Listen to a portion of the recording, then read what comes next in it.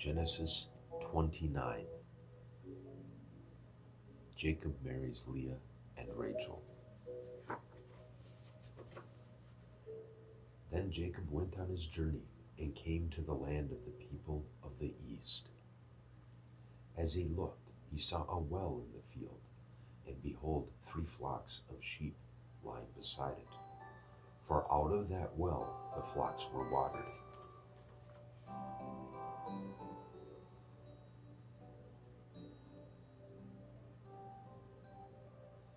The stone on the well's mouth was large, and when all the flocks were gathered there, the shepherds would roll the stone from the mouth of the well and water the sheep, and put the stone back in its place over the mouth of the well. Jacob said to them, "My brothers, where do you come from?" They said, "We are from Haran." He said to them, "Do you know Laban, the son of Nahor?" They said, "We know him." He said to them, "Is it well with him?" They said, "It is well. And see, Rachel his daughter is coming with the sheep." He said, "Behold, it is still high day. It is not time for the livestock to be gathered together. Water the sheep and go, pasture them." But they said, "We cannot until all the flocks are gathered together, and the stone is rolled from the mouth of the well. Then we water the sheep." While he was still speaking with them, Rachel came with her father's sheep, for she was a shepherdess. Now as soon as Jacob saw Rachel, the daughter of Laban, his mother's brother, and the sheep of Laban, his mother's brother, Jacob came near and rolled the stone from the well and watered the flock of Laban, his mother's brother. Then Jacob kissed Rachel and wept aloud. And Jacob told Rachel that he was her father's kinsman, and that he was Rebekah's son. And she ran and told her father.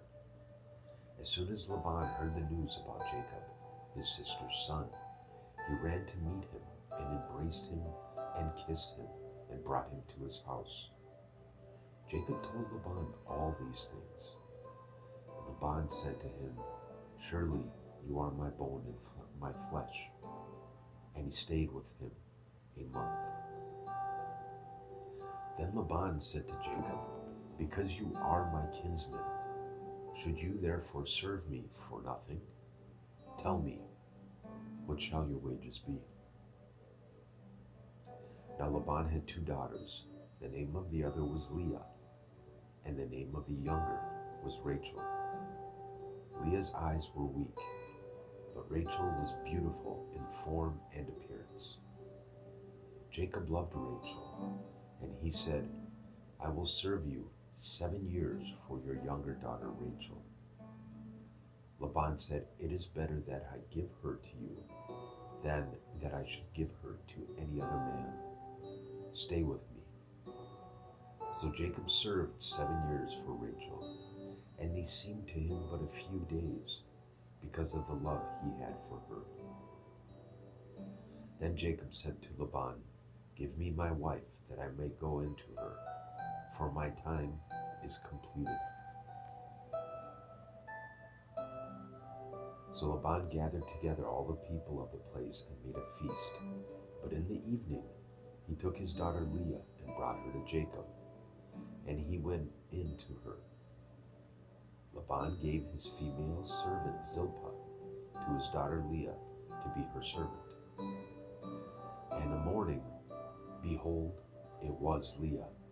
And Jacob said to Laban, "What is this you have done to me? Did I not serve with you for Rachel? Why then have you deceived me?" Laban said, "It is not so done in our country to give the younger before the firstborn. Complete the week of this one, and we will give you the other also in return for serving me another 7 years." Jacob did so and completed her week. Then Laban gave him his daughter Rachel to be his wife. Laban gave his female servant Bilhah to his daughter Rachel to be her servant. So Jacob went in to Rachel also, and he loved Rachel more than Leah, and served Laban for another 7 years. Jacob's children. When the Lord saw that Leah was hated, he opened her womb, but Rachel was barren. And Leah conceived and bore a son, and she called his name Reuben, for she said, because the Lord had looked upon my affliction, for now my husband will love me. She conceived again and bore a son, and said, because the Lord has heard that I am hated, he has given me this son also. And she called his name Simeon. Again she conceived and bore a son, and said, now this time my husband will be attached to me, because I have borne him 3 sons. Therefore his name was called Levi. And she conceived again and bore a son, and said, this time I will praise the Lord. Therefore she called his name Judah. Then she ceased bearing